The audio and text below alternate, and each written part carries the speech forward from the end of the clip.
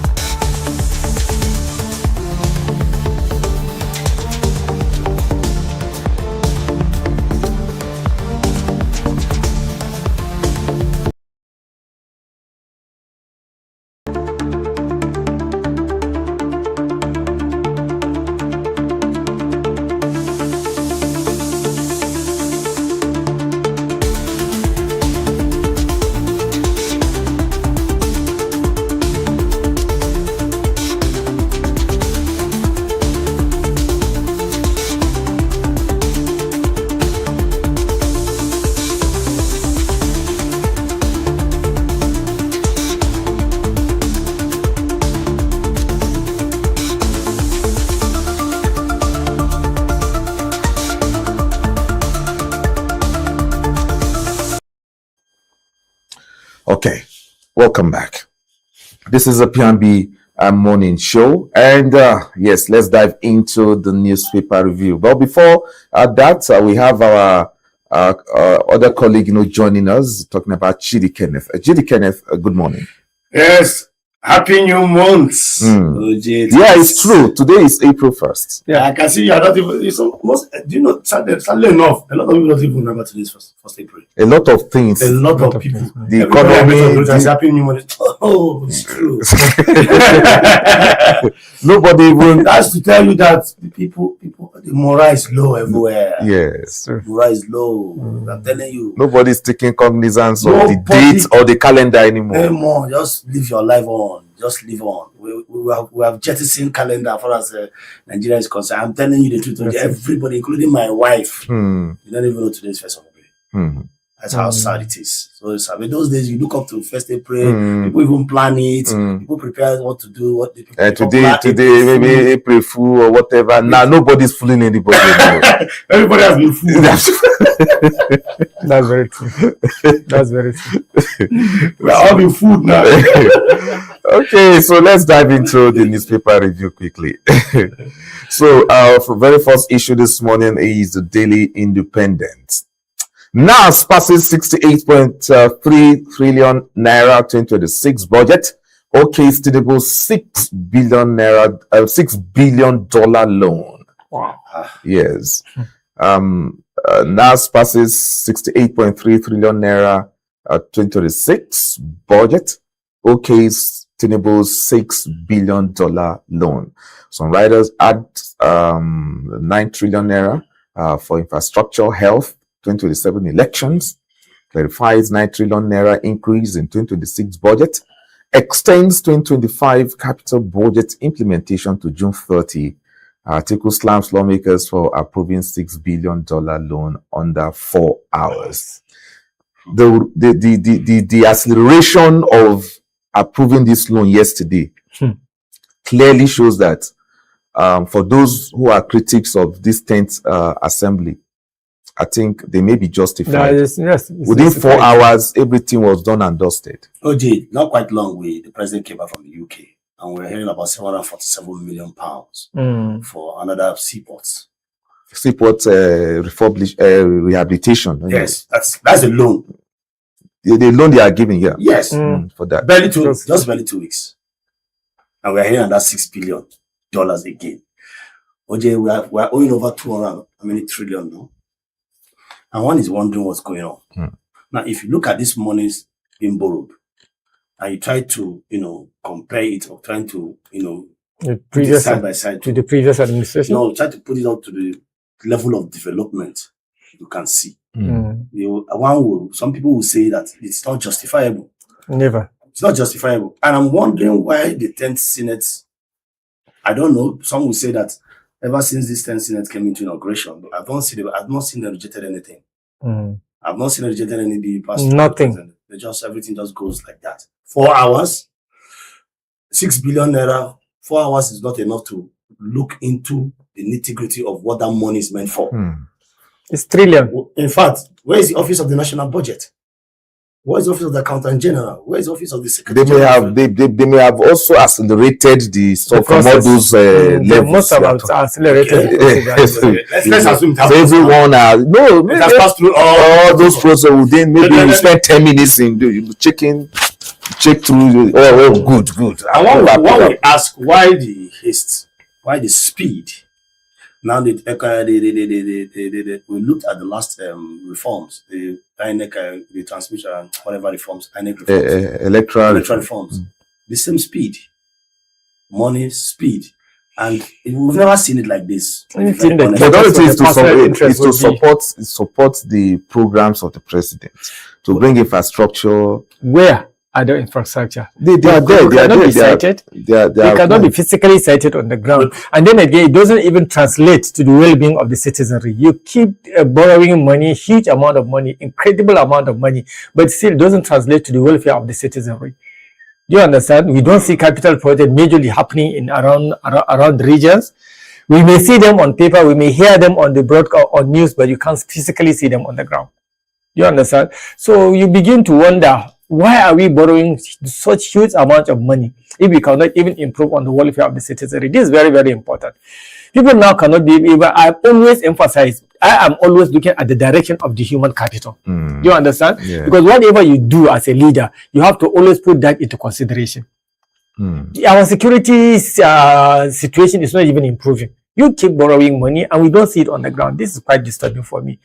Personally. Well, even it will interest you to know that we've been borrowing before now. And the Minister of Health got 36 million. I was about to raise that one also. You've been borrowing before now. And the Minister, out of 210 billion, the Minister of Health got 36 million. And and you see, out of 68 billion, the only thing that was approved on the ground for the Minister of Health was just, 36 million. Million, no. To buy paracetamol or to buy what? I don't understand.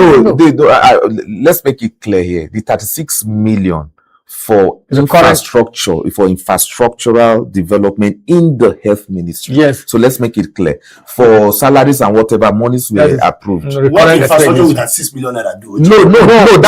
I just want it to be, I want us to be very clear about it. Money for concurrent as in paying of salaries and allowances and whatever we approved. But for infrastructure within that sector, maybe building of new, you understand generally. So the money, the amount you mentioned, only 36 million was approved. For the recurrent expenditures. Yes. Then for the capital project and infrastructural development of the Minister of Health. It's only nothing 36. Nothing was released. Yeah, the 36 then million. Then why are you talking about infrastructure? There was nothing going on about infrastructure. You still go to the hospital, you cannot find beds, you cannot find medical equipment. So you understand, maybe there is a hospital. Yes, I cannot renovate 3-bedroom flats. You don't understand. That one is for the current expenditures, overhead running costs of the ministry. Do you understand? That is the one that was the 36 million naira so far released. These are this money now just run the administrative. No, you don't understand. For the infrastructure, For infrastructure. That was the 36 million release. If there's need to renovate the hospital in Ibadan. How can you what can you buy with medical equipment for 36 million? Good. So that's what the minister is saying. So the minister made it very, very clear. I thought he said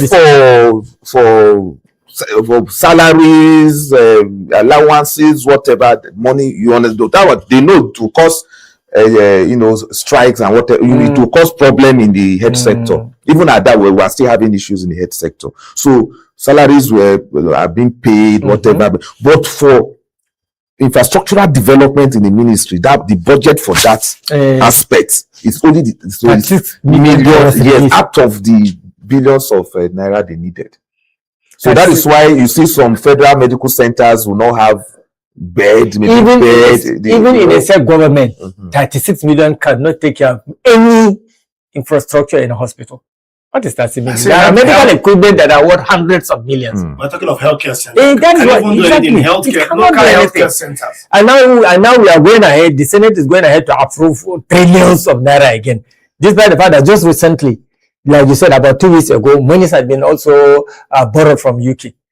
I don't understand why we are taking as it stands. Somebody has to be accountable. Yes, as it stands, we have we have the current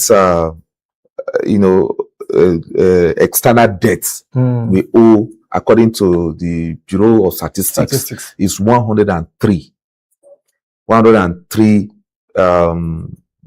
billion dollars. Okay, so with these new loans coming in now and all that, it will increase because Remo Mokri, who always speak for the president as if he's the spokesman of this administration, brought up the issue when Dino Milai raised this issue of loan last week, and it was an argument between them. And so now they are trying to praise the president for paying out some loans, and now our loan has reduced, only for this to come up yesterday. So definitely now our external loan will now surpass the $103 billion. That's what it means. That's what it means. So we will try and invite the economists to come and tell us the implication of all this and to the economy and to the generation to come. Exactly. Because from all indication, one administration will come, go. When this one come, we'll borrow.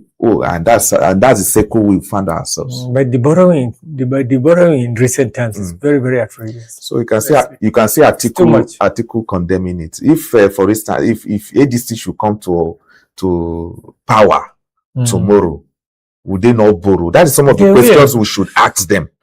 So these are some of the questions. It's not enough for you to criticize now, because this same administration, when they were, but so honestly speaking, when they were on the other side, they criticized borrowing. But still, you cannot compare the amount of borrowing done in this administration as compared to previous administrations. This administration keeps on borrowing and borrowing and borrowing. I said during the campaign, as we're entering into the campaign seasons now, this is the question we journalists should be asking now, so that to be on record. If this P2B, Mr. P2B, if you become the president of this country, will you borrow the way this administration is borrowing? I'm not going to say, okay, it will now be on record. Because we don't ask all those questions. They will criticize. And when they come to power, when they take over power, they do not say, we need to borrow. Let me make some clarifications, OJ.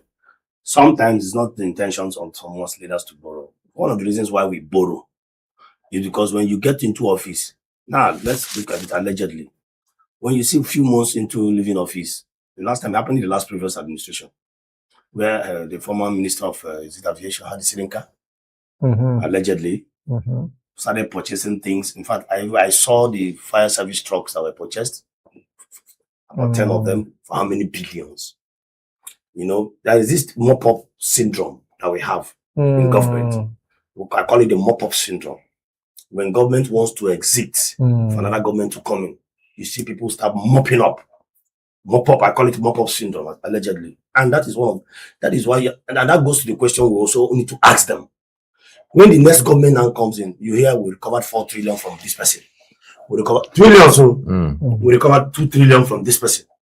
We recovered just a few days ago. I think I read on one of the posts there where 4 trillion naira was forfeited by former CBN governor. Where's that money? Well, you know what 4 trillion is to this economy. You hear this person forfeited this. People forfeit money when government, for what we are doing, when government comes in, they try to go to the previous government that left and then retrieve some money. The question is, where are those monies?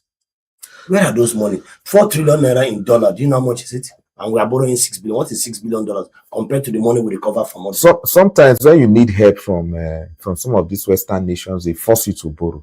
You don't know these foreign trips our leaders go, the president goes. That's some of the conditions. All these bilateral agreements. Yeah, yes, they will go. Exactly. So look, for us to support you, for us to do, you need to come and borrow. It's only through borrowing you have a grip. So that yes, have a grip on your economy. On your economy. Yes, that's what That's it. These are some some presidents have a way of wiggling out of it and then at least keeping it under control. They stamp their feet and say no, we are not going to take so amount for now because of so reason. But some people, and they don't do that. Whatever they were given, especially those Brentwood institutions like the World Bank, they swallow it.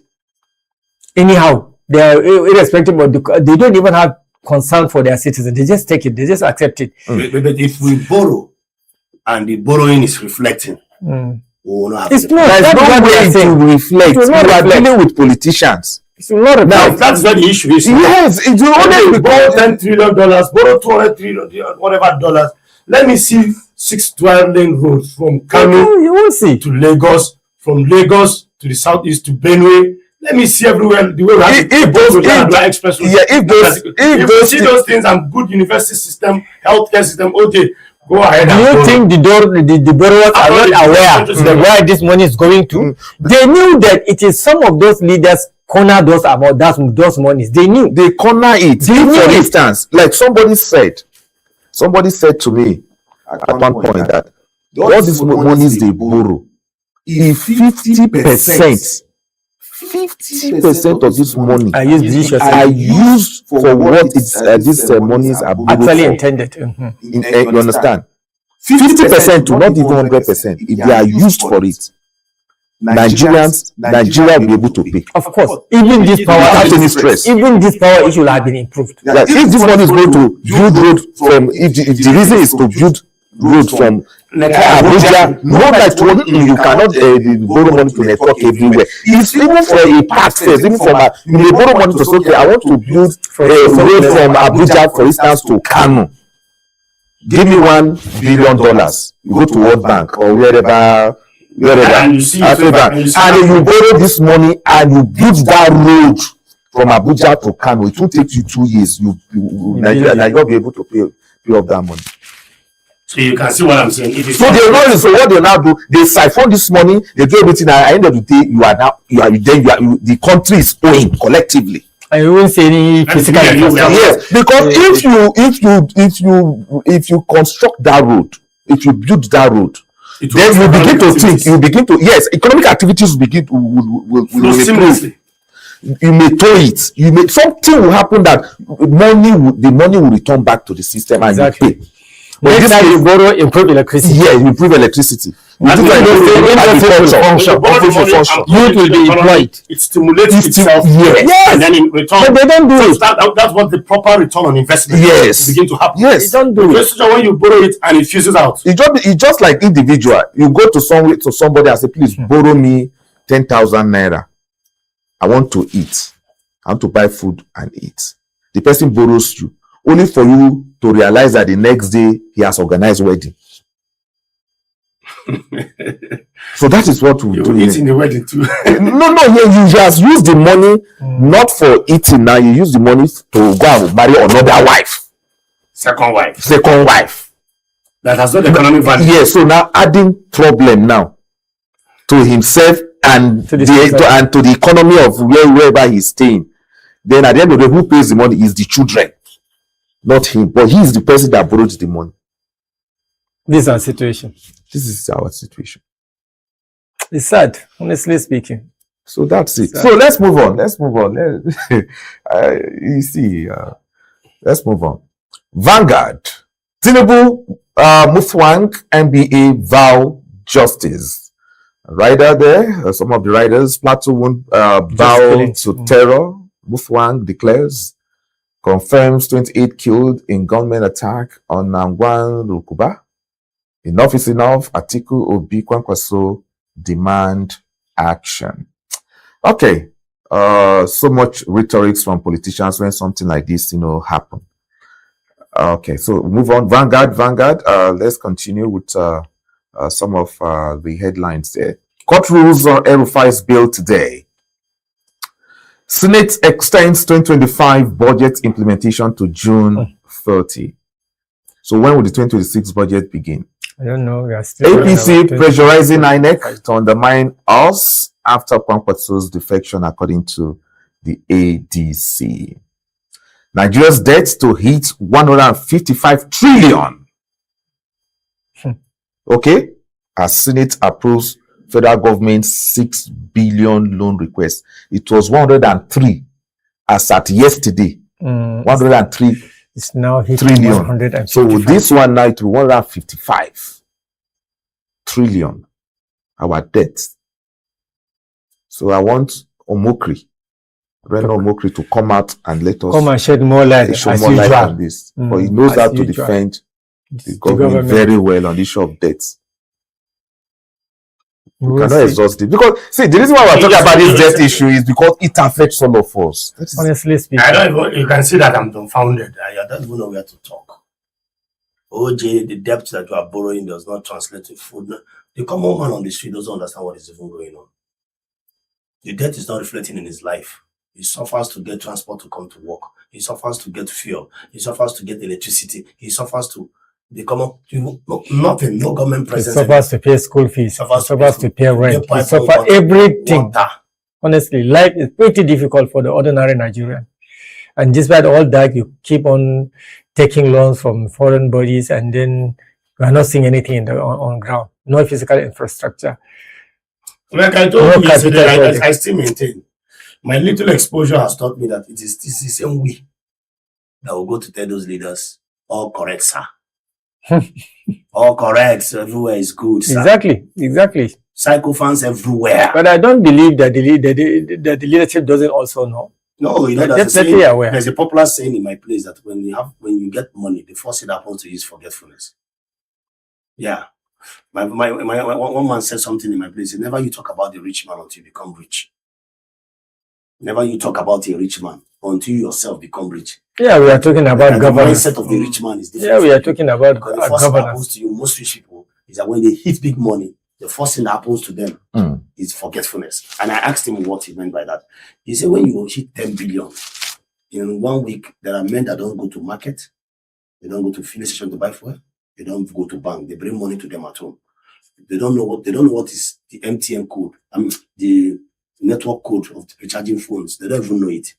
If you are made just the minister of power that resigned yesterday, he has not resigned. It's all speculation. It's all speculation. We saw the letters allegedly speculated. You see, that's why we need to be very careful with social media. He hasn't. Okay. If you are made the minister, for example, designated today, you have not been sworn in. I can assure you, companies, people will start running around you. And before you know, you begin to see certain things. Life begins to turn around for you like that. And in less 1 month, if you are not careful, you will start forgetting where you came from. And that was what the man was trying to make me understand. This person I'm talking about is my uncle. When he told me that you need to be very prayerful. You need to be careful and prayerful. That when you are asking God for wealth, you also need to prepare mentally for it. Because something you are likely to forget your past. And yourself. Okay, move on from the Vanguard to move on to the next issue on ground. Of course, the Nigerian Tribune is next. 30 reps move across parties. 14 join APC. ADC gains 9. PDP loses 12. So the party losing is the PDP. So why other parties are gaining? It's political transaction. Yes.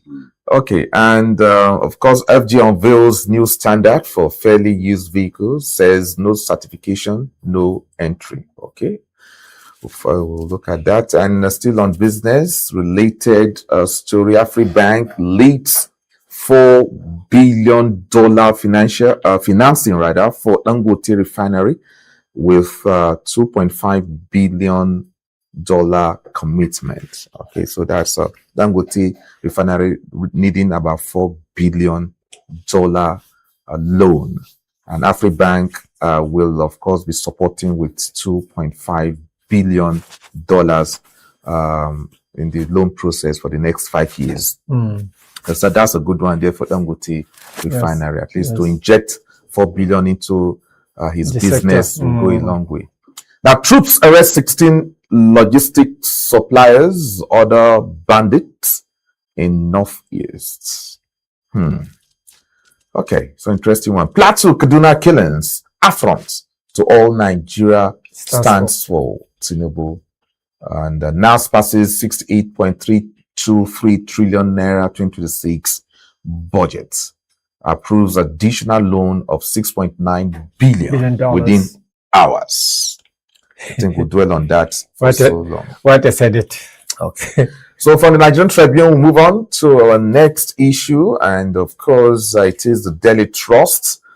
Terrible moves for new loans. Debt to hit 195 trillion naira. Bala Mohammed moves defection to ADC. Yes, that's the Bauchi State Governor. Maybe defect on Thursday. We'll find out. That's tomorrow. We'll find out whether he's leaving PDP for ADC. Now, Plateau JNI confirms 4 members killed, 10 missing. 28 reps switch parties ahead of primaries. 2027 Abba versus Gawuna again. Yes, Abba, the Governor Abba of Kano State. And Gawuna slugged it out in the last election. Exactly. Gawuna narrowly lost to Abba. He's that was when he was in the APC. Yes. Now he has joined ADC. It appears the battleground will. They switch. They change parties. They change. Yes. Abba from NNPP to APC. Now Gawuna from APC to ADC. So you're going to see what's going to happen. It's going to happen. The last time it was very, very messy and very, very. I think it was very close. Yeah, it was even court who decided who the winner was actually. Yes, if not, it would have been perhaps APC then. Okay, so the battle line has been drawn in Kano once again. The two gladiators will be meeting this time around. So we'll see how it goes. Okay, so that's the Daily Trust for you this morning, and let's move on to our next paper. The Punch is next. Federal government eyes oil windfall to fund 9 trillion naira budget gap. Okay, so with this Middle East crisis and all that, definitely the federal government will have some extra monies, and we'll see how they can judiciously use it. Okay, so there's a lot of riders there. Federal government raises 2026 spending from 58.12 trillion to naira. Government bets on oil boom, fresh borrowing. National Assembly justifies budget hike, cites settling arrears and economic reality. Tinubu's $6 billion loan request gets NAS nod, debt set to climb. Okay, so those are some of the riders concerning the story there, the headline there. Plateau killings, Tinubu, okay, Plateau killings. Let's try and get, if our producer can help us. Okay, thank you very much. Tinubu invites governors as debt hits 28. Lagos CP withdraws task force from traffic duties, and the CBN set tough cyber security timeline for banks. Defense headquarters orders troop alerts, confirms U.S. support, and Afribank drives It's drives $4 billion funding for Dangote. 84 billion? No, it's $4 billion Okay. Dangote refinery. And 2027 transport minister resigns. Dilabu orders hold on. I had that confirms the transport minister resignation. No, the power minister that the social media is saying he has resigned. The social media can be funny too. Yes, so yesterday we saw a kind of letter, making the rounds everywhere. No. Social media informations are always uncensored, so we shouldn't completely rely on. Yes, that's why you need sources.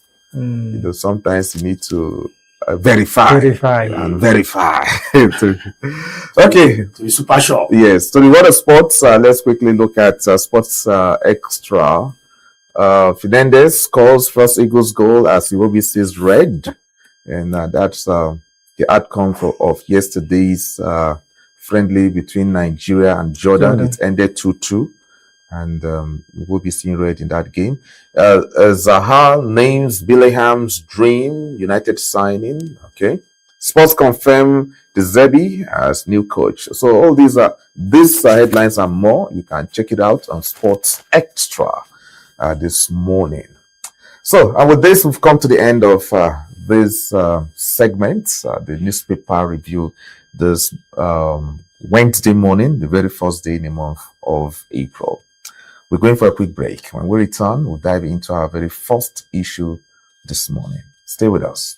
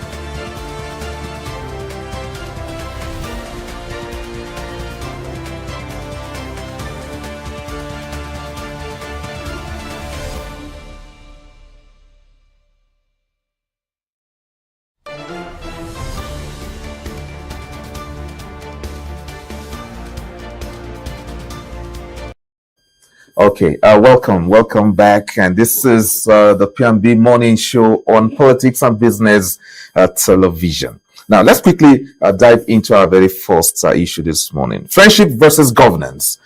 The El-Rufai I know for 50 years, according to the ex-NHIS boss. Today, we take a closer look at a conversation that goes beyond personal history and straight into the heart of governance. When long-standing relationships intersect with public service, can objectivity truly prevail? And more importantly, can leaders separate loyalty from responsibility when it matters most? As questions around due process, political fairness, and the treatment of opposition voices continue to shape the national discourse, one thing becomes clear: Nigeria's democracy is being tested. Not just by actions, but by perception. So on the show this morning, we ask, in a system where power and relationship often collide, can justice truly remain blind? So I have my colleagues here in the studio, Malam Ibrahim, Ibrahim Shaibu, and Chidi Kenneth. Once more, we have an issue to address here. And it is the issue of El-Rufai again. And this time around, a friend of his, and someone I know personally, I've had an engagement with him, is vouching.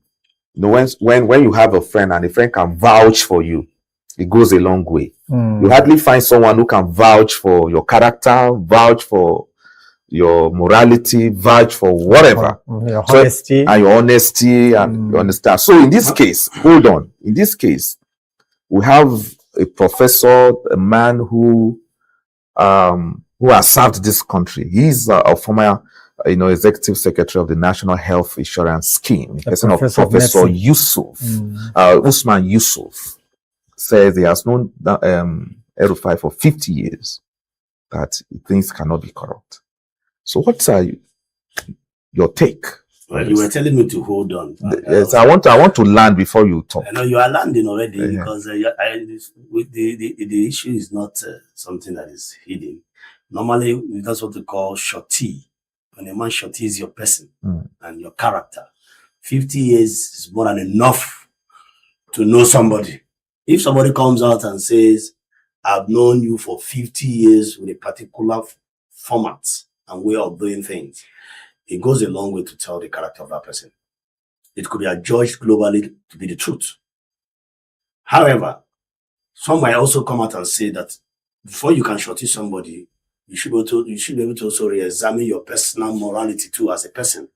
For example, if an ex-convict comes to tell somebody that, oh, somebody like me, that I cannot steal, some people might not take him serious. That's what I'm trying to say. So, yes, the statement is coming from a man. I think there was a time the NHS, I don't know which of them were having issues of in their office. Some people were arguing on the fact that, okay, fine, you may not be the best, even though you've known him in 50 years, doesn't mean there's no room for change. But I want to say that for him to have made that comment boldly, to an extent globally to be judged to be true, that's the truth about it. Because 50 years is not 50 days, OJ. For someone to come out and say, there's no need to be thinking. However, some might be asking, a man who has been a governor, been a minister, and if I looking at him, he's not a poor man. He's a very wealthy man. So some might be also asking, where did he, what business is he into? Was he into private sector? Or what have you? So these are the issues that will be, generating a lot of arguments in these statements. Because when you make a statement like this, what happens is that you attract attention to that person. The people will beam their satellites on that person and begin to profile the El-Rufai. Some people now start going deeper. And this statement can also right now he's still, I think I understand he has not been totally set free. Yeah, I think so. He has not said, it's just administrative bail to enable him bury. He has returned back to ICPC yesterday. Yes. His bail application is today. The hearing is today. Now the ICPC and whoever DSS and the rest of them, I want to go the extra mile to also rubbish that statement. Now, to be fair to Professor Yusuf, he said he has done it for 50 years. That the condemnation of El-Rufai should not be in the public court, but rather in the court of law. And that in the past we've known that Professor Yusuf has criticized El-Rufai as a governor of Kaduna State. It's on record and all that, but he's just trying to say that let there be fairness in this. But even the sense to let there be fairness, such statements are very emphatic statements. OJ, somebody is very, very, very emphatic. I don't know him to be a thief. Now, even in the law court, when you're talking to a judge, the certain statements you don't make in front of a judge. So most people don't know that. When you tell a judge that I'm a born-again Christian, the first thing the judge will want to do, or the other lawyer will want to do, is to squeeze the sincerity about your born again. And this is exactly what is going to play out now with ICPC and the rest of them. That statement must have, if that statement will now give whoever is squeezing El-Rufai for whatever reasons they are squeezing him for, whether it is economic or whatever, to properly further scrutinize him. So that statement in a way might not be helping El-Rufai as a person right now, because El-Rufai is undergoing serious investigation. Yes, investigation. All right. So, Ibrahim, I'll be helpful to him. Yeah, Shaibu, your take on this. The El-Rufais, I'm not particularly now talking about El-Rufai as in Nasser. The El-Rufais have always been known to be very successful people. And before he came into limelight as a public servant, starting from the time that he was, is the Director General of Privatization, BPE, Bureau of Public Enterprise. Before I think that was his entry point to public service. Even prior to that time, El-Rufai used to have a very, very strong quantity surveying company. He has been making a lot of money, and he came from a very comfortable background. Yeah. That's why I said the El-Rufai is. But then after that, he was in the BP for quite some time, I think about 3 years. Then he was a federal minister for some, during the Obasanjo administration, and then he became Kaduna State Governor. This is a very long period of time. I think this is a total of more than a decade in public service. It's good. We know the tendency of our public servant in Nigeria. But it's always good for someone to have a friend that can vouch for your honesty, for your integrity, for your transparency. It's good to hear that, but this is an opinion of an individual who has been a friend for 50 years. They were together in ABU when he was studying, when the former NHIS boss was studying medicine, and El-Rufai was a very good quantity surveyor on that. But right now, El-Rufai is facing a lot of he's undergoing investigation from the ICPC and the EFCC until we see the result of this happening, until we see the outcome of the findings of this institution. We are not in a position, without any beyond all reasonable doubt, to just rely on the evidence or statement of a friend, an old friend, a single individual. Let's allow the investigation and findings to do that for us, because you cannot just be in public service for all this duration of time and then for just 1 month, for a statement of 1 month to completely absorb you from what a whole country is I mean, for what the public institution, government institution are trying to investigate you for. So I think it's very fair for us to wait and see the outcome of the investigation first.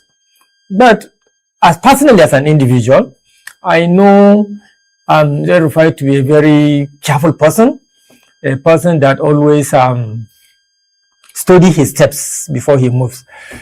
That's not to say I'm also taking side with the NHIS boss, because it's very difficult actually to vouch, 100% to vouch for integrity and transparency of person, especially people that have been in public service. We are all Nigerians.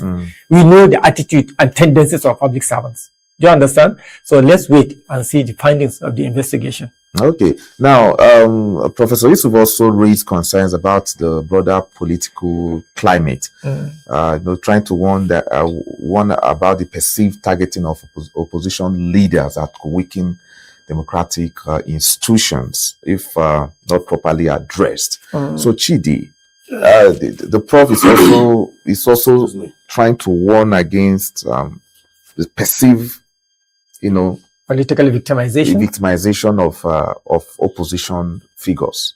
So, do you sense that he is trying to take side here? Of course.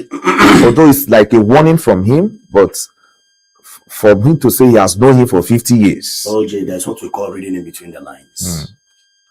If you are to look, communication is heavier from your body than your mouth.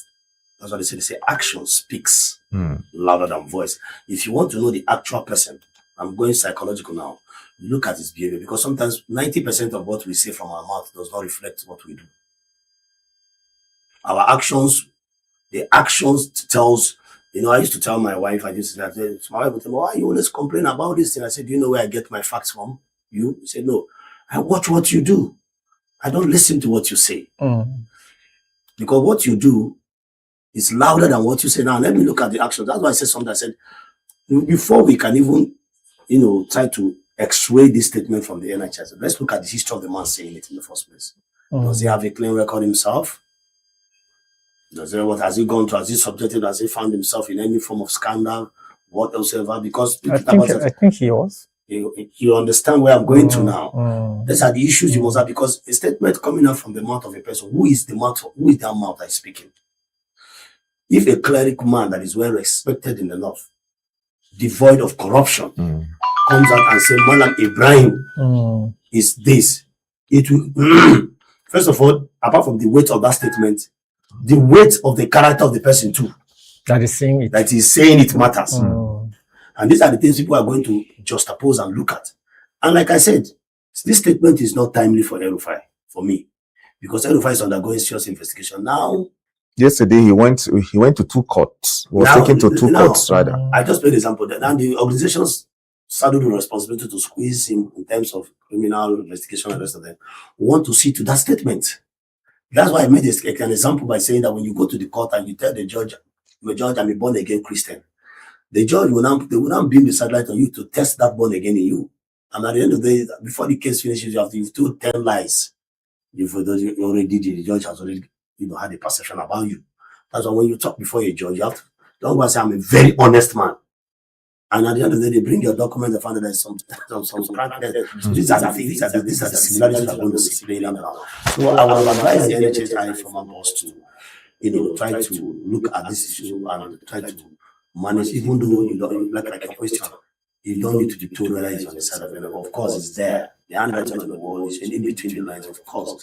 Somebody that I've told you that I've known him for 50 years. 50 years of relationship means there are sentimental attachment between both of us. Okay, yes. I will add a point to that. You asked whether it has any political something in it. Yes, of course there is. Because if you look at it, El-Rufai happens to be a very strong force in the opposition party, and he has a tendency to mobilize things around he's a game changer. He's quite well for that, known for that. He affects political permutations. And then the incumbent administration or the party that is in power now not seem for that. I think it's common knowledge that they will want to see checkmate people with such tendencies and characters. That is why Malami is still facing the same thing. Recently, I think one other political actor was also in the spotlight for such. It's common for these kind of things to happen. There must be some political correlation to all these things happening. Because if El-Rufai had now shown allegiance to the ruling party, we would have been seeing a different ballgame entirely by now. Of course, there are people that just last 2 days ago, I was reading, somebody was making a point that, look, why is it that most of the people that are now put on the spotlight for investigation are people that are in the opposition? Somebody make a pointer to that. And you see, Mr. It has been a recurrent. Of course, not just restricted to this particular party. Just kill me from my mouth. You see, one of the things that is making Nigerians not to pay too much attention on all this issue is that, like you said, from 1999 to date, it has always been the same thing. Our political narratives, trajectory, and the rest of them is the same, is constant, predictable.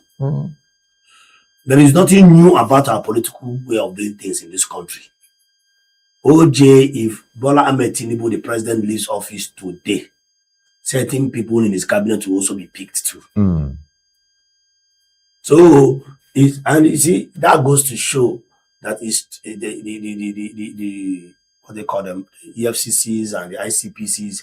Some people begin to look at them and is that why they were created? You remember during the Obasanjo era, they used to refer to the EFCC as, is it a witch hunt something, political witch hunt? There was a particular phrase for the EFCC at that time. I think Obasanjo. Some people now start asking that question. Is that why they were created? Because look at it, OJ. I said something yesterday. The reason why some of these fights will not end, whether it is fight bandit against citizens, Boko Haram against citizens, or politicians against politicians, is because there is no justice and truth. Justice and truth is absent from everything. We have a list of people allegedly everywhere. And they are working freely. Somebody came out on international TV and said, when you join a political party, I will never stop referring to that statement, and the person is honorably doing well. Still yesterday, I still read it I think, was it on paper or on social media? Someone was saying, why is it that all those people that are under the spotlight of the investigations recently are either from the opposition party, and why is it that no Yoruba person from the Southwest has ever been through the life of this administration been on the spotlight of investigation? That is, if you want to go yes, way of exactly, ethnic sentiment. It's sentiment. So people are viewing it, people are looking at it from that perspective too. That is why I said our political battles. Yes, it is not new. It's not new. The script is the same. It's like one who has been reading the book of Chinua Achebe for 35 years. Okay, whether it's during the PDP era or during the APC era, the thing is still the same. Honestly, there's a political wish. So that is why you see, if you go to the streets to do a vox pop to sample opinions of Nigerians, out of 2018 will likely not answer you. Exactly. People are losing interest in Indian politics. They have lost interest because it's the same pattern. Like you said, borrowing. What is the assurance that if ADC gets into power, that they will not borrow? They will not borrow. So these are the things. So people, it's not easy. It's not easy. The story is too predictable. And when something, even when not naturally human being, when you keep eating a particular food for too long, the food, you'll be tired of that food. Now, somebody said the only result that constant borrowing is reflecting on the life of Nigeria is that making their life worse. That's one businessman told me. Apart from that, you can never see anything that is happening to Nigerians after borrowing. Just make his life worse than it was before the borrowing. Okay, gentlemen, thank you very, very much. And of course, let the discussion continues where personal relationship and governance, collide. Where should we, draw the line? Of course, that's a big question. We're going for a quick break. When we return, of course, we'll dive into our second issue of the day on this morning show, the P&B morning show on Politics and Business Television. We'll be right back.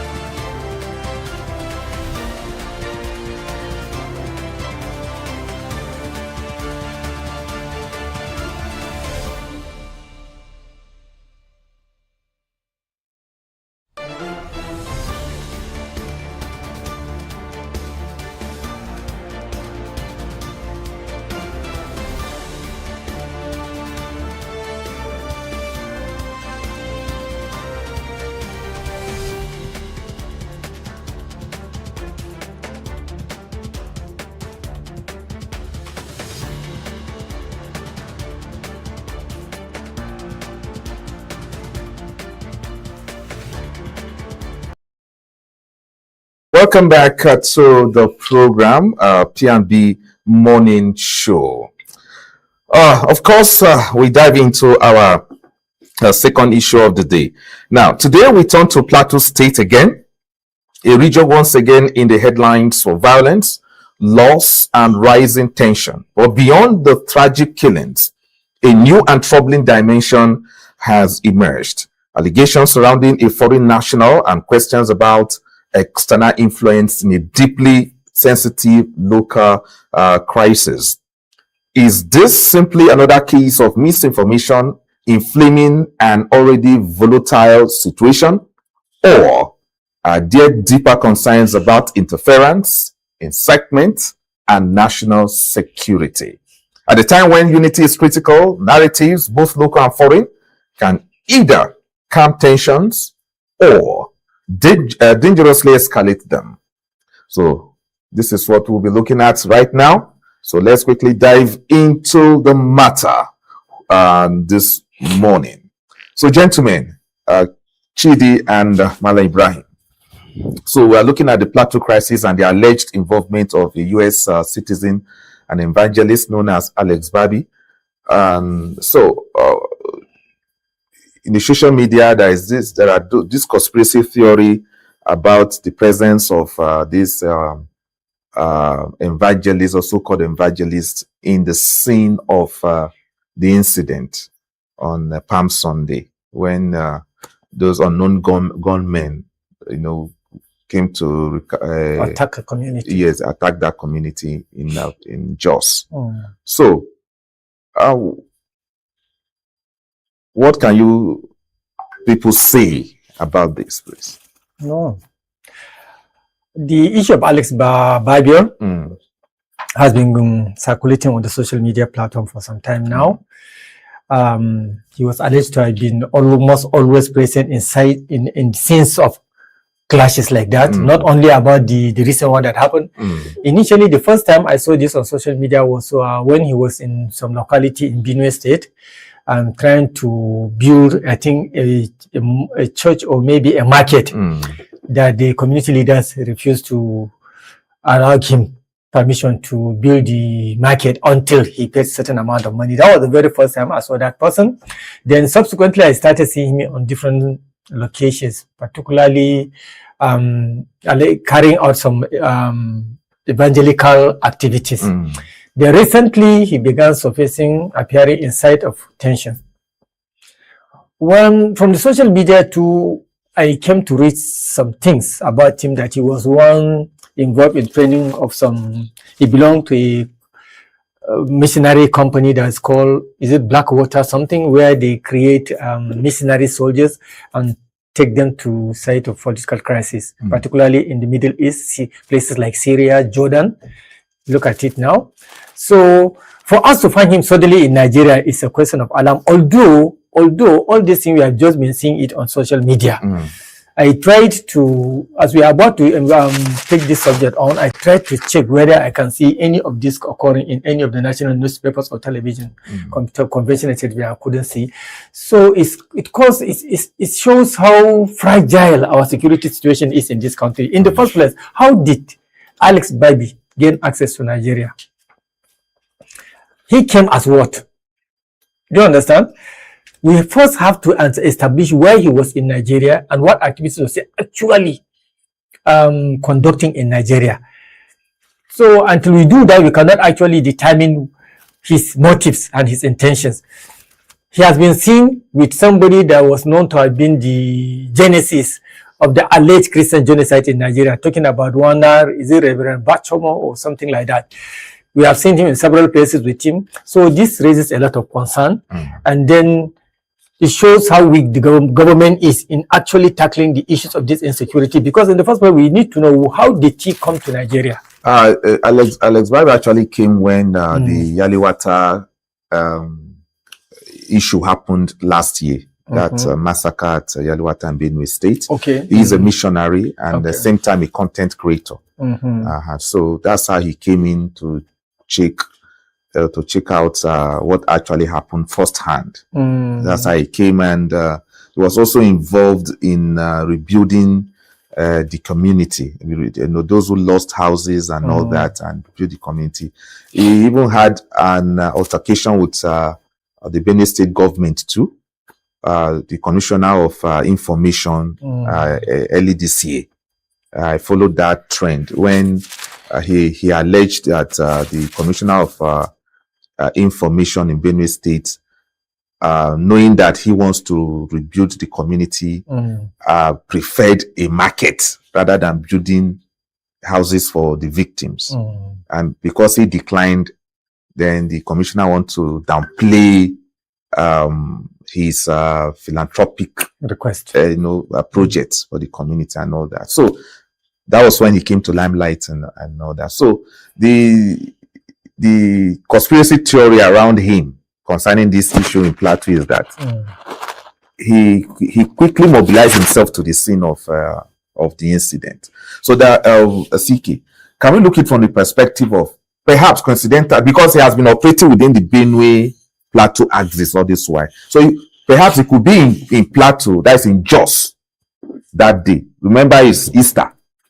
So it could be in Jos that day. So hearing what happened, you understand, he now went to the scene to see for himself, or perhaps we are basing all this thing on social media information. It is still in the social media that it was alleged that this was not the only scene he was captured in. How many scenes they should put? There is no proof to that. And then that is why it's very sensitive. Which other scenes has he featured in, apart from this that he came early? I can't. Okay, let me. I've been listening to both of you, and I'm trying to figure out, what angle should I approach this issue. Exactly. No matter the number of scenes he appears, that is not even the major crux of the matter. The crux of the matter is, what was he saying? Some people say that what he was saying was capable of inciting unrest in the country. And causing tension. That is even the major issue. What made him, what brought him to the limelight is that it was the content of what he was saying, not the number of scenes. Of course, what are we hiding? The truth about it is that those scenes, did they happen? Where did the killings happen? Yes, they happened. They happened. It's just like OJ going to different scenes, and you're saying, why is OJ going there? Is he not a journalist? He should go. But what he now says, it's not what is drawing attention. And Alex, Barbie has also, from what we gathered, there's a lot of conspiracy theory, like you said. He entered into this country, as a judge, to be an evangelist. An evangelist is one who preaches the gospel, as it were. And killings of innocent lives is also, the gospel itself kicks against it. So probably in an attempt to preach the so-called gospel as an evangelist, as he can, some may also see it, the interpretation of communication to matter. The decoder. If I tell you, are you sorry? And I say sorry, they are not the same thing, but they're the same spelling.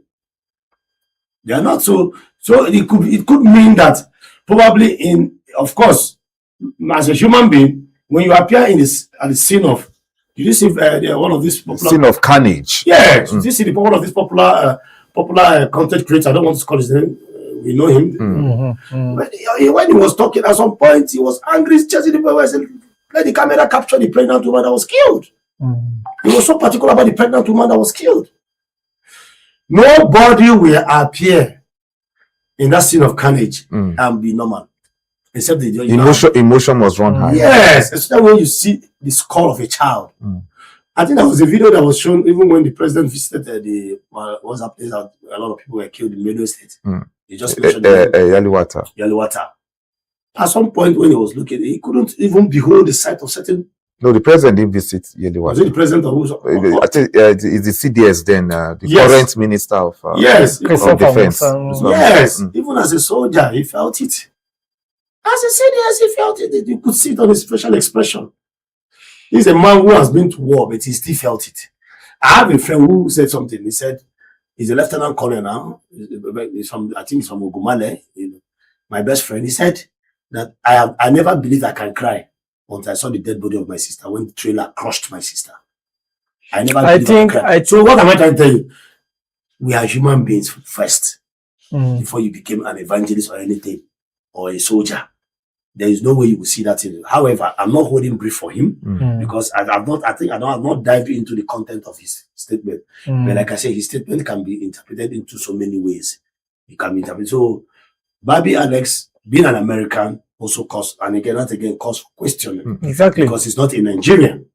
Someone asks, Oga, what is it? It's like saying, what will be your business? There's sovereignty, national sovereignty. When you are infringing on that, to an extent, you have limits. You cannot from Benue State go to Owerri, and there is a limit to what you can say about Owerri, especially when you are not an indigenous of that place. That is why they call it indigene. You know, so I see it as some might see it as encroachment into our national life. In addition to what you say, I think why his activities and his statement are of concern to Nigerians is one, the statement in themselves. Two, first, he even threatened the president.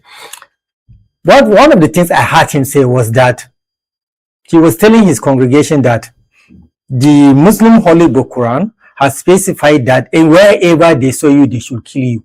He was misquoting the Quran. I listened to this very well. He was interpreting the Quran in a way and manner that was contradictory to the actual meaning of those verses of the Quran. He was telling them that, will you just stay like that so that they keep killing you?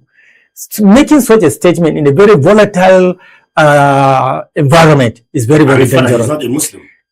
He was not a Muslim. He was holding, I don't know whether the book he was holding at that time was the Quran. I was even surprised that he was able to quote those verses accurately.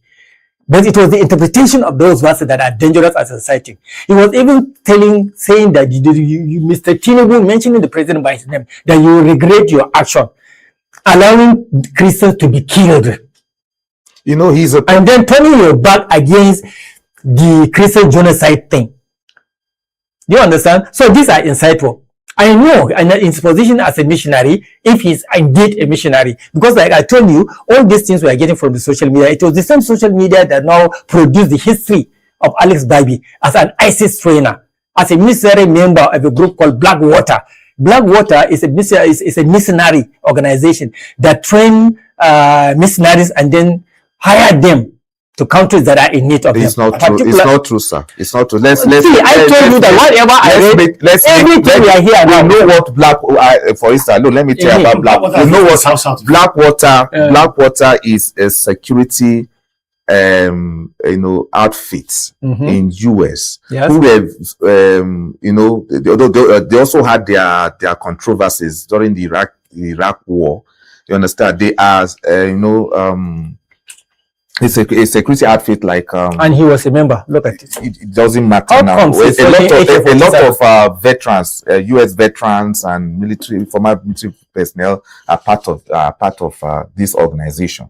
You understand? So there are one or two issues they committed in Iraq during the Iraq war. They are the people who provide security for the diplomats or what have you. Then so it is not on record that they train people to join ISIS. So let's make it very clear. You will see some of this. You will see some of this. So let's make it very in the media. So let's make it very clear. You see, so some conspiracy theories also trying to link this whole activities to the US. Of course.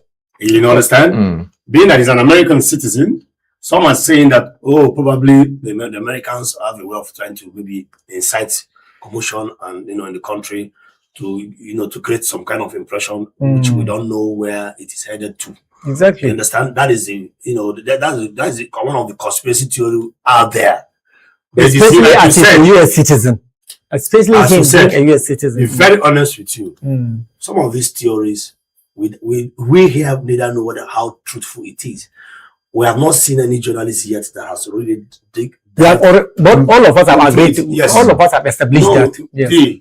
Like I told you, there are a lot of all these things. There are a lot of shrouded with a lot of secrecy. Of course. We can only say what we know, what is available before us. None of us has gone deeper as an investigative journalist to go and really go, because sometimes in attempt to doing this, it might cost you your life. It's not in a way you belong to a clan where there is no protective measures for journalists. You know, when you go to the foreign, when you see foreign journalists, you see they are well paid, heavily guided with equipment and all that. And you know, even the terrorists and the soldiers, when they see them, they don't nobody. They even respect you, just like the Red Cross. Do you understand? But here, none of you have gone there to really find out the truth. And in an attempt to finding out the real truth, and you might cost you your life. Exactly. So sometimes we are only privy to what, like you said, what we have access to. That's why we keep emphasizing that whatever information we have is as a result of what we are seeing on the social media. You see, my major concern personally now is the fact that one, he is an American citizen, and a lot of people have been saying that all these insecurity challenges we are facing in Nigeria, there might have been an foreign influence in it, and then by virtue of the fact that Alex is an American, this also brings about suspicions. Do you understand? And also the fact that he has a history of a military background, that also raises concern. We have nothing against his missionary activity. Do you understand? And then, of course, among the missionaries, you find people that have come from various backgrounds before now. Sure, you understand? So this is also common. But all we are saying is that making such a statement, a very volatile atmosphere, a very volatile society, is dangerous, particularly those particular area. Do you understand? Where we have a lot of their crisis is not even banditry. The crises that are taking place on those in those areas are not even insurgency.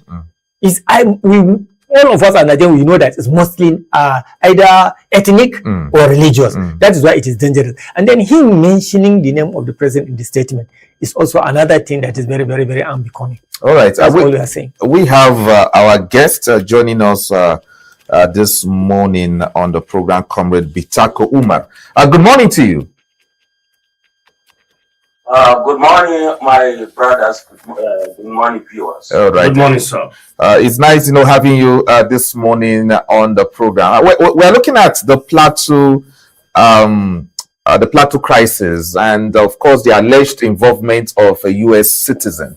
Now, let me begin by asking you, what's your take on the recurrence or resurgence of the Plateau Crisis that we're having time and time again? Well,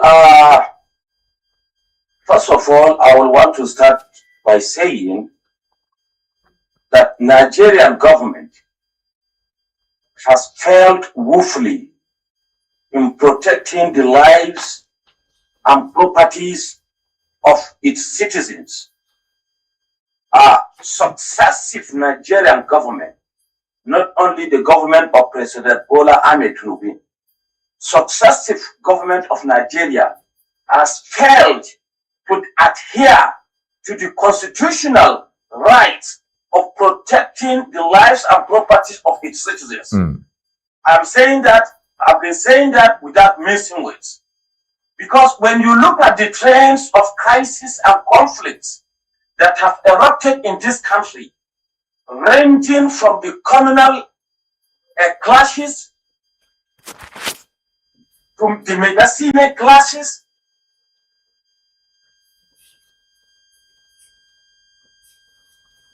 I think we're having some technical hitch there.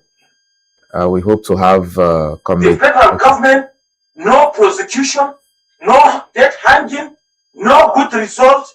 This substantiates the fact that successive Nigerian governments have failed in protecting the lives and properties of its citizens. That is number one. Number two, Nigeria as a nation and as a sovereign nation has failed to a kind of prove to the international community and to its citizens that it's a country and a sovereign country of that matter. Now take a look of this recent event. A foreigner, an individual coming into this country to a kind of propagate some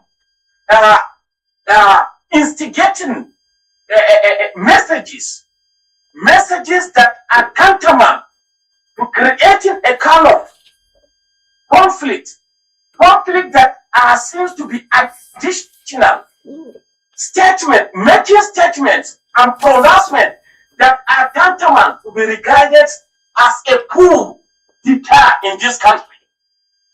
Who, first of all, can we first ask ourselves, which security agency cleared this individual to come into this country? Which security agency cleared this guy and gave him the mandate to interfere into the politics of Nigeria? These are serious questions that Nigerians should need to ask, that our DSS should need to answer, that our immigration services should need to answer, that our police force should need to answer. As a Nigerian, I don't have the right, I don't think I'm most qualified to be saying those things that Alex Barbie or whatever he's called should come out publicly and be saying. To me, I can say Alex Barbie has a mission in Nigeria, and his mission is clear. His mission is to instigate a kind of crisis in this country. His mission is to kind of further dampen the crisis we have bedeviled in this country. Okay. No more, no less. Okay, now, You understand? yeah, are you disappointed that up until now, no arrest has been made, or no, at least invitation to this so-called missionary from the U.S. has been made, and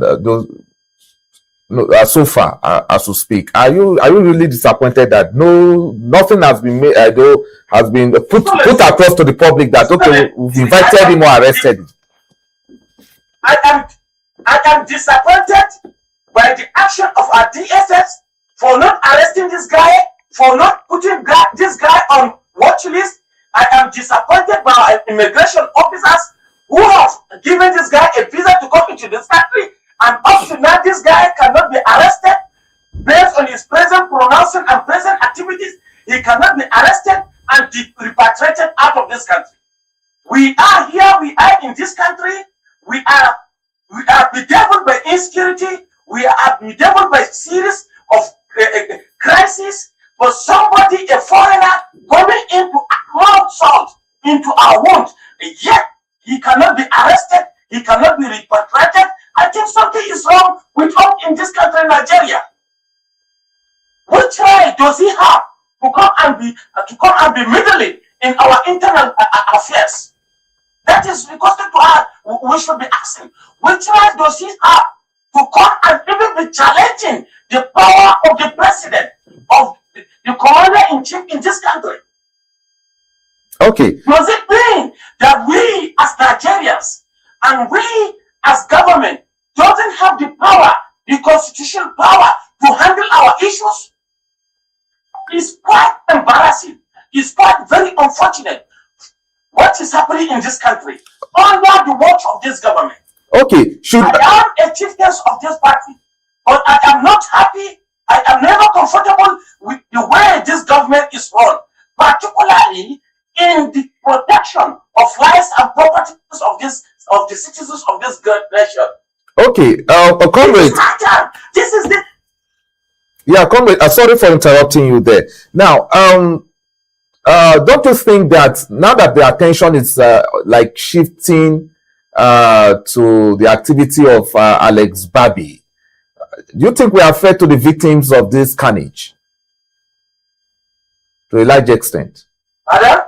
Are we fair? Are we fair to the victims of this carnage, as attention is like trying to shift to the activity of this American missionary right now? Are we fair to the victims of this crisis in Plateau?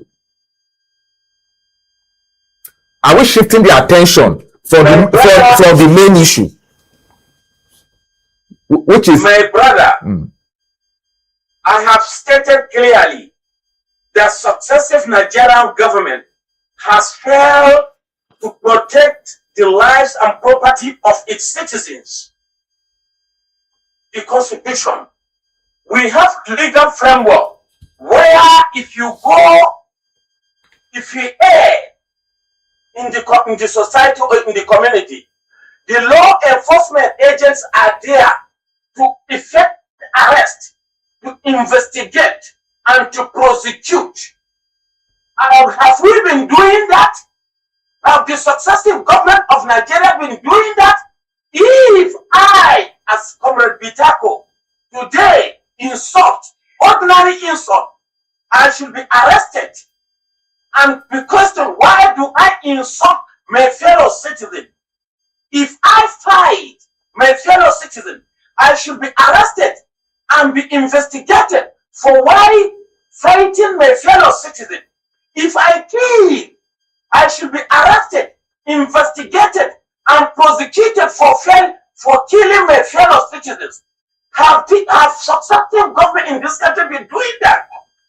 Of course, if the successive government is not doing that, that does not mean that a foreigner should come in and play a kind of royalty or exercise a power that contravenes the constitution of the Federal Republic of Nigeria. That does not give him the mandate to kind of interfere or dabble in our political affairs in this country. Of course, I'm not happy. I am not happy citizens are being killed. It pains me day in, day out. Because next it could be me. Next it could be my children. Next it could be a member of my family. I am not happy. I am never happy. I will never uphold that. Nigeria's government, the security agencies should be up and going by protecting we the citizens. This is what I'm saying. But that does not mandate or validate any foreigner to come into this country and exercise a kind of extrajudicial power. Okay. Now, do you think that the action of this fellow could also change the perception of America, towards Nigeria the more? Because right now we know that we have some. My brother. Yes. My brother, we are fully informed by geopolitics. We have been following the trend of what is happening internationally in international politics and international conspiracy. When you want to bring down a nation and when you want to take advantage of a nation and thereby taking what harvesting your interest, we are fully aware of this. To me, I am saying without missing with, this individual is an agent with his own internal collaborators who are there, who are meant to kind of get a message, send the message outside there so that their foreign collaborators will now take advantage of it and harvest their interest in this country. No more, no less. Take it or leave it. This is one of the agenda. The agenda is unveiling itself. Okay. All right. We must, thank you very much, Comrade Bitiko, for having time to join us this morning. Bitako, I beg your pardon, for joining us this morning on the P&B Morning Show. Thank you for your expertise this morning. Thank you so much. All right. All right. And that was Comrade Bitako Umar, who, of course, is a public affairs analyst, who joined us this morning on the P&B Morning Show. So, gentlemen, you heard him there. Exactly. So, your take on his concern? Well, if you listen to what he has said, you will see that even Haji Ibrahim and myself were actually touched on different angles. Where he was coming from. Yes. The sovereignty of the nation, his business, how did he get into the country, the failure on the part of the immigration system, is there a conspiracy between them and the government? Why is the government keeping quiet? That the audacity that he has to make certain comments, even referring to the president himself. But these are issues that he was trying to, summarize, and we've touched it here. And that means that an average Nigerian, we did not meet each other, we also shared the same line of thought in what is going on. And I want the government to understand this, that the Nigerians are very intelligent people. That is why it baffles me on certain decisions that the federal government will take. And it mesmerizes my thinking as a person. And I begin to wonder, sometimes when I see some of our leaders talk and do things, I begin to wonder, this, I now understand why people make this comment, life no balance. Because you begin to wonder, how did this person get there? Exactly. How did you get here, my friend? You see somebody who come and tell you. I watched an interview when somebody came and said that as far as this concerned, this government has done well in electricity. And they asked him, he said, everybody now have solar. A former deputy governor of Kogi State. Go to your internet, you are looking at me, why is there? Everybody has solar. That's why the government has tried. A former deputy governor of a state. An elite said that. When he was being, I don't want to say that, one of the journalists was interviewing on his YouTube channel. And he said that. And I'm beginning to wonder, this kind of person tomorrow will be made the minister of power. You can expect where he's actually. What happens? So what this man is saying and what we are saying here now is a confirmation that Nigerians are fully aware. Nigerians, the solutions to fixing the problem of this country is not a rocket science, OJ. Honestly, it can be done. I don't know how they select people to man certain positions, to handle certain things. The other day we had a guest here that came to talk about the problems in our electricity sector. And I was looking at him for more than 35 minutes to 40 minutes. You could see that this man understands. So I need to ask myself, then what is the problem we have? People like him. People like this. And there are a lot of them. And there are a lot of them out there. People like it's just the political will that is lacking. We have it. So sometimes when you see why I feel so weak, sometimes I don't feel like talking when I come to national TV like this, because we keep talking and somebody will just get up in 4 hours, sign $6 billion. Loan. Within 4 hours. OJ, no bank will send one. And on behalf of you and I, on behalf of all of us. I worked in a bank for 3 years. No bank will send 500 million in 12 hours.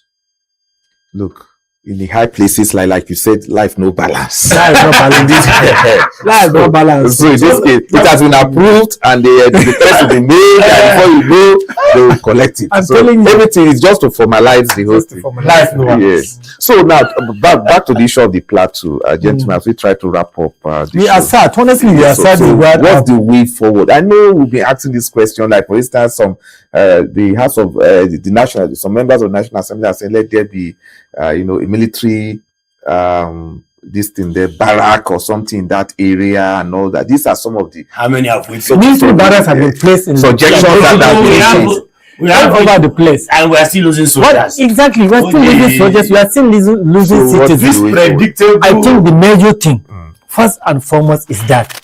Let me borrow a leaf from him.